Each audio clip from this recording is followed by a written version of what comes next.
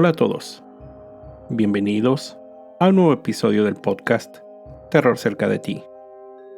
Como cada capítulo, quiero agradecer a todos los que, semana a semana, escuchan el podcast, así como dar la bienvenida a los que lo hacen por primera vez. No olviden seguirme en Spotify y calificar y dejar un comentario en iTunes. Esto ayuda a que el podcast llegue a más personas. Recuerden seguir mis redes sociales, @terrorcerca, en Twitter, Facebook e Instagram, donde publico contenido adicional a los episodios. Y junto con el correo electrónico, terrorcercadeti@gmail.com, es la forma en que me pueden hacer llegar sus sugerencias de historias o sus propios relatos. La historia que les traigo esta semana fue una recomendación hecha hace ya bastante tiempo por Raimundo Ramos, quien me escucha y sigue en Facebook. Muchas gracias. Peter Corten nació el 26 de mayo de 1883 en Colonia, Alemania. Era el hijo mayor de 13 hermanos, en una familia muy pobre.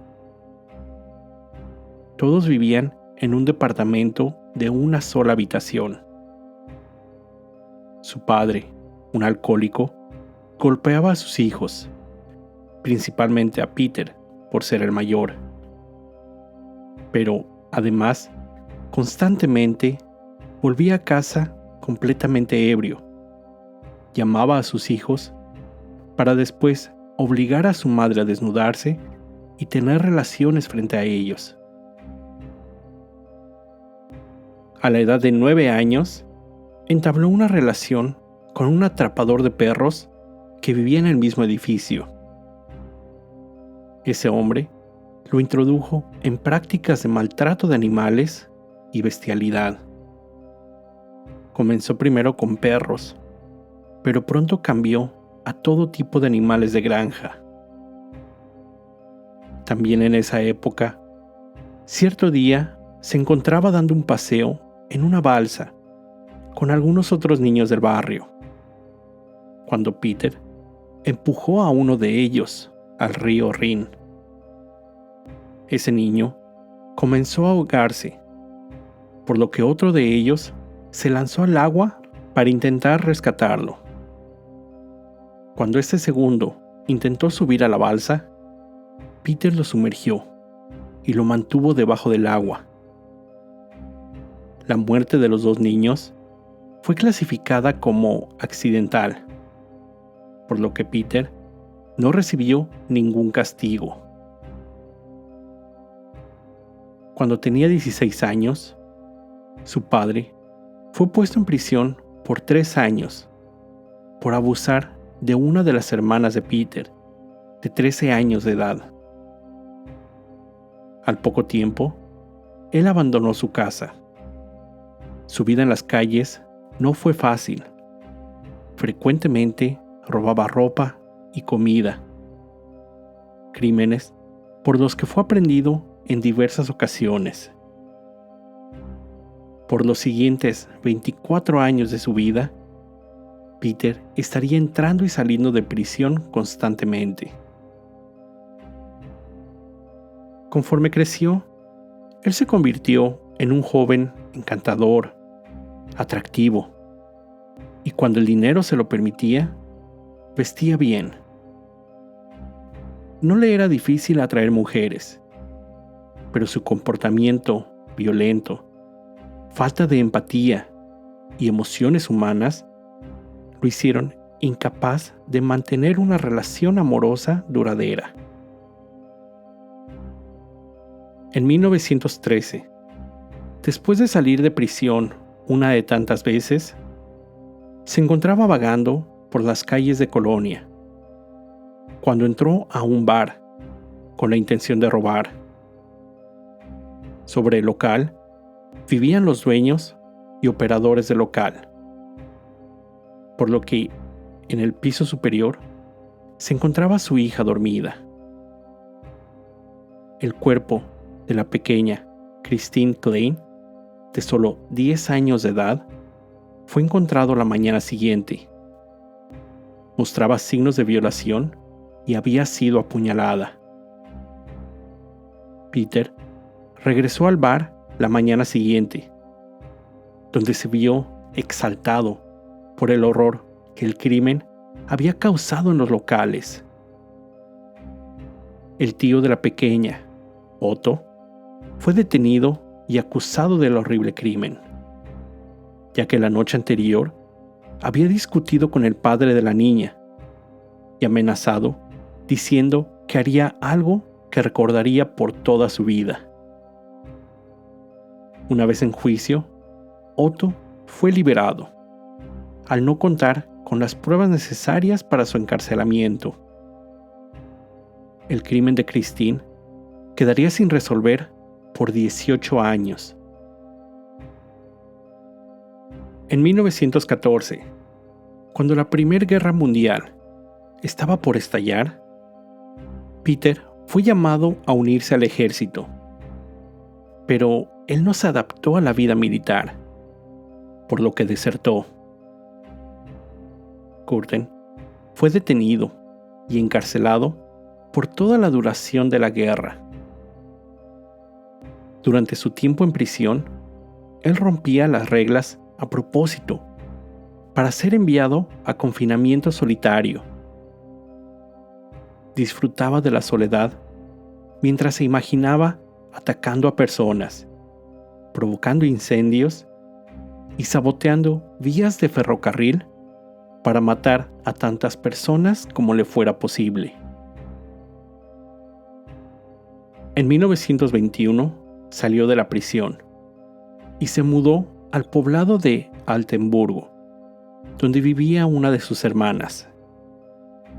Ahí conoció a la que sería su futura esposa, Auguste Scharf, una sexoservidora retirada, quien también había pasado tiempo en prisión después de disparar a un hombre que la había dejado abandonada en el altar. Después de eso, ella se sintió culpable y pasó el resto de su vida buscando una fe y el perdón de sus pecados. Se casaron y vivieron juntos en Altenburgo, donde Peter vivió una vida normal y encontró un trabajo como moldeador.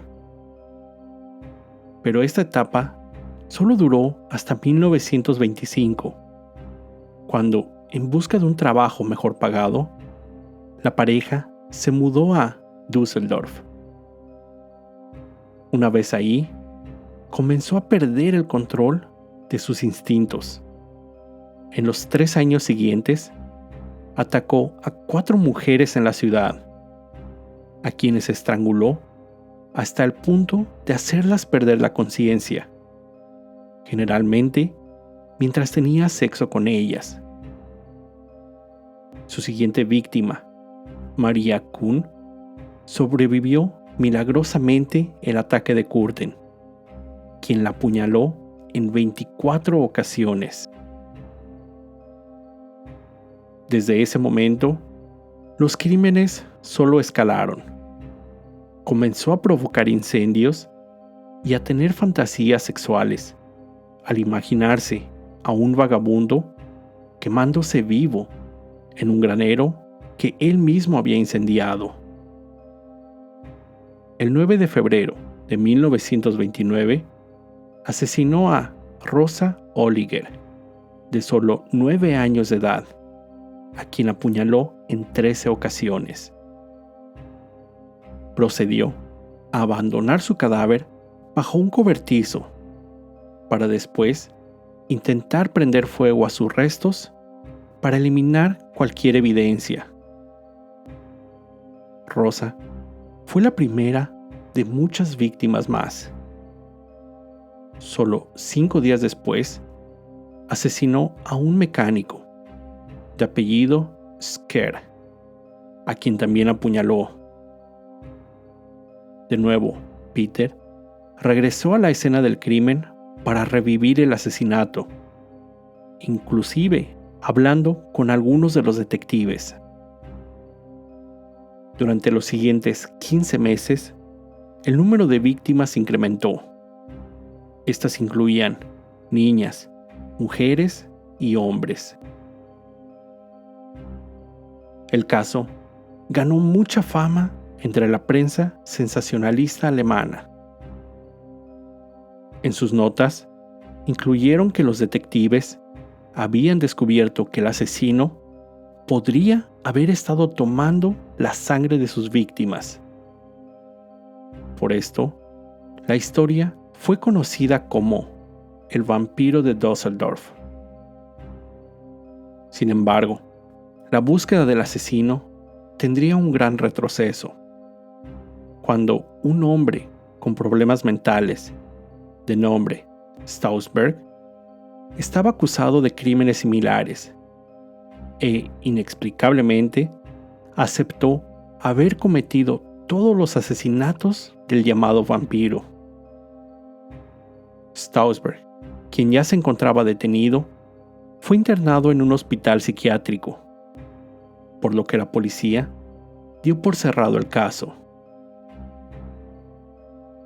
Solo unos meses después, se darían cuenta de su error. Más víctimas fueron encontradas con el mismo modus operandi. Estrangulaciones y apuñalamientos fueron reportadas. En agosto de ese año, mientras se celebraba la feria anual, 2 hermanas iban saliendo del evento, cuando Peter se aproximó a ellas. Él le pidió a la mayor, Louise Lenzen, de 14 años, ir a comprarle cigarros, mientras cuidaba a su hermana menor, Gertrude Hamacher, de solo 5 años. Louise aceptó. Mientras lo hacía, él cortó la garganta de la niña. Cuando ella regresó, la alejó del camino, donde la estranguló y casi decapitó con su navaja de bolsillo. El siguiente día, Peter atacó a una mujer más, Gertrude Schuld, quien sobrevivió y logró dar una descripción a las autoridades, aunque no muy clara, ya que solo señaló a su atacante como un hombre de aproximadamente 40 años y agradable. Los ataques continuaron aumentando, volviéndose más frecuentes y recibiendo aún más atención de los medios, por lo que los pobladores de Düsseldorf cayeron en pánico. Ida Reuter fue violada y asesinada en septiembre de 1929. 2 víctimas más, Müller y Wanders, sobrevivieron el ataque con un martillo, pero no pudieron dar una descripción que ayudara a identificar al criminal. Mientras el caso recibía gran atención y sobre todo el pánico que causaba, hacía que Peter disfrutara aún más de sus crímenes. En noviembre de 1929, contactó a un diario, proporcionando un mapa detallado donde se encontraban los restos de su más reciente víctima, Gertrude Albermann, de 5 años, a quien había apuñalado solo 2 días antes.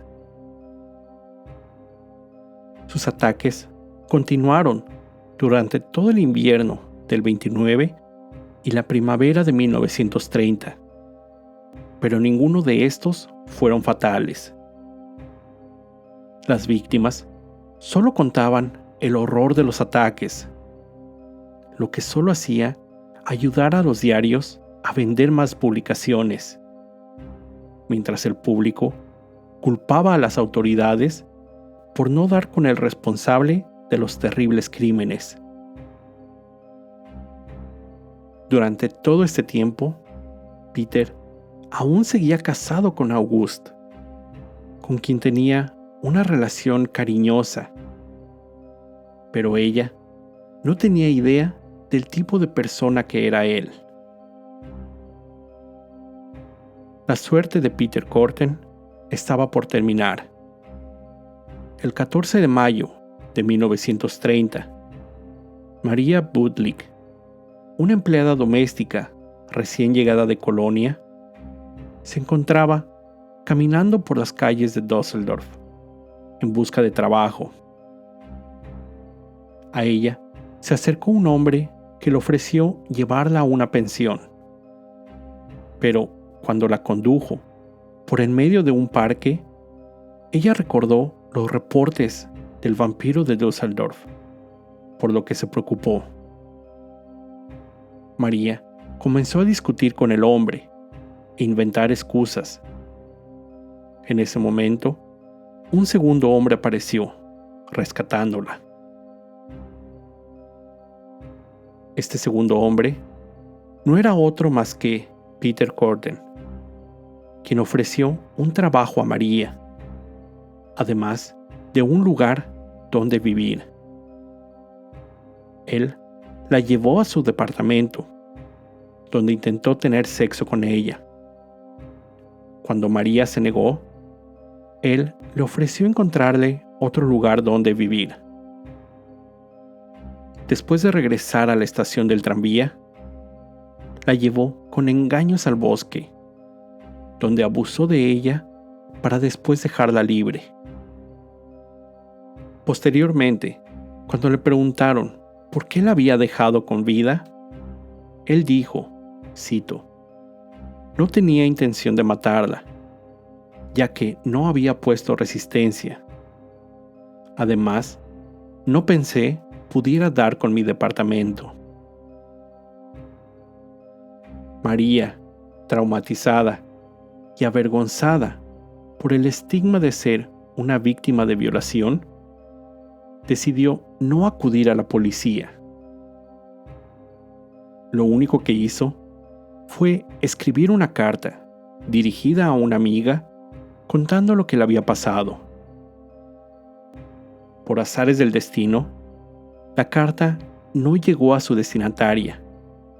Fue recibida por otra mujer, quien decidió llevar el documento a las autoridades.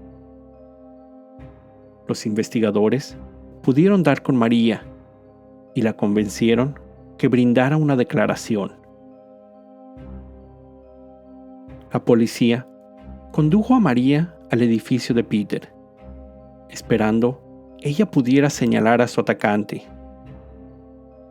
Al llegar al domicilio, María vio en las escaleras a Peter, pero, aún estando rodeada de tantos oficiales, ella se aterró ante la vista del criminal, por lo que no dijo nada.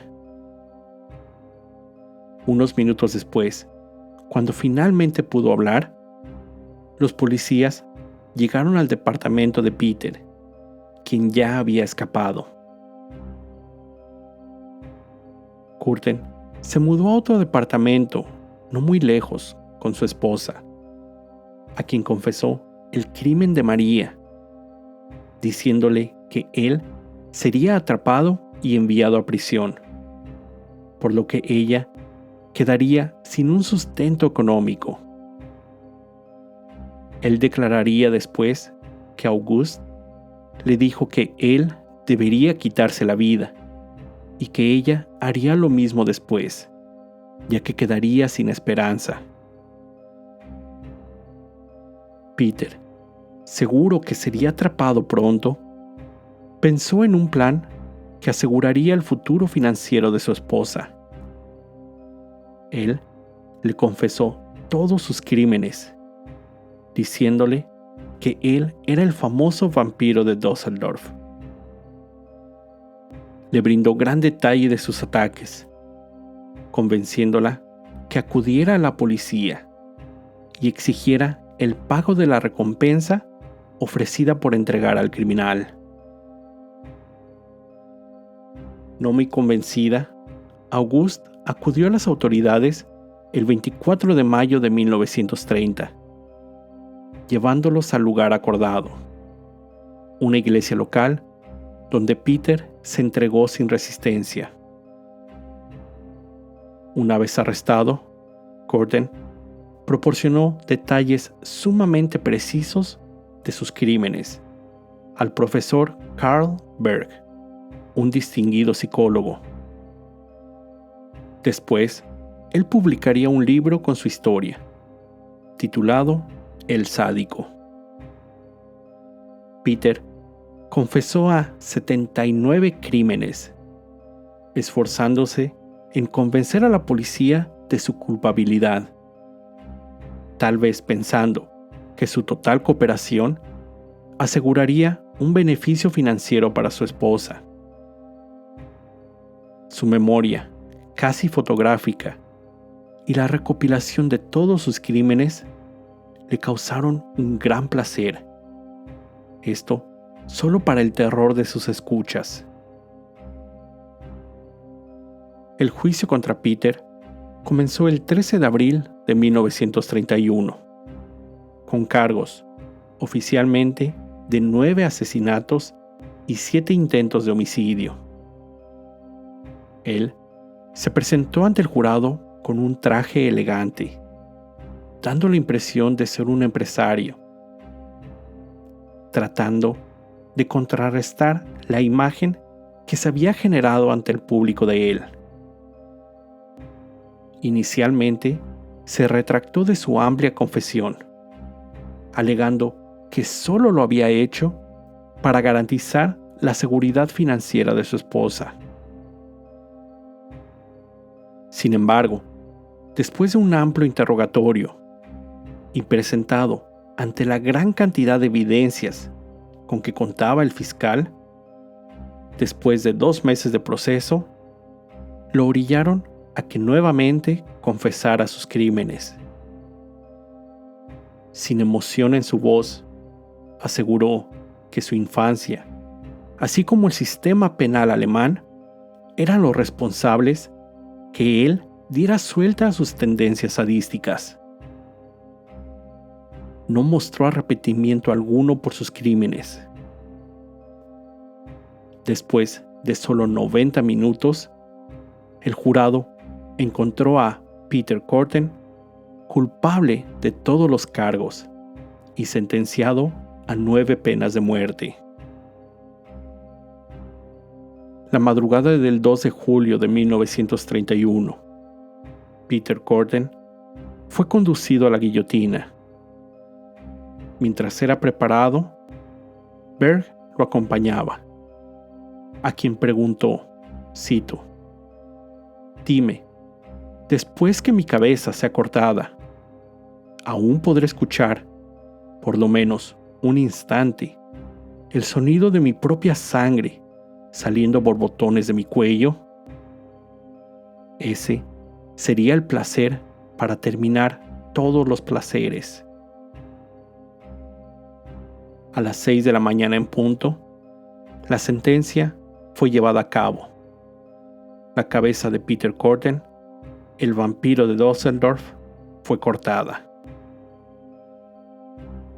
El Sádico, el libro escrito por Berg, se convirtió en un clásico de la literatura de criminología.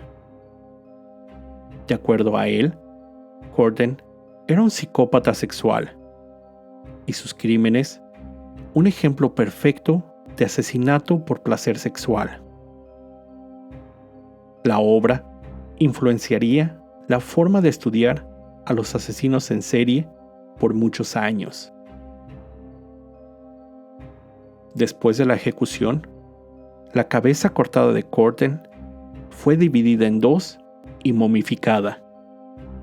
Su cerebro fue extraído con el fin de ser analizado. Los especialistas creían que su cerebro tendría que ser diferente físicamente de alguna forma de la persona promedio. Después de ser estudiado, se concluyó que su cerebro no tenía alguna anormalidad. Después de la Segunda Guerra Mundial, La cabeza momificada de Corden llegó a los Estados Unidos como parte de la colección de instrumentos de tortura de Arne Coward, un comerciante de antigüedades con un mórbido sentido del humor. Después de la muerte de Coward, su colección fue subastada y la franquicia Ripley's, aunque usted no lo crea, adquirió la cabeza y desde 1990 se encuentra en exhibición en su museo ubicado en Wisconsin Dells, donde aún a la fecha puede ser vista. Esa fue la historia de El vampiro de Düsseldorf. Con esto llego al final de este episodio. Como siempre, te recuerdo estar alerta de todo lo que pasa a tu alrededor, ya que el terror está donde menos te lo esperas. El terror está cerca de ti. Cuando el miedo se convierte en terror, hay una historia que contar.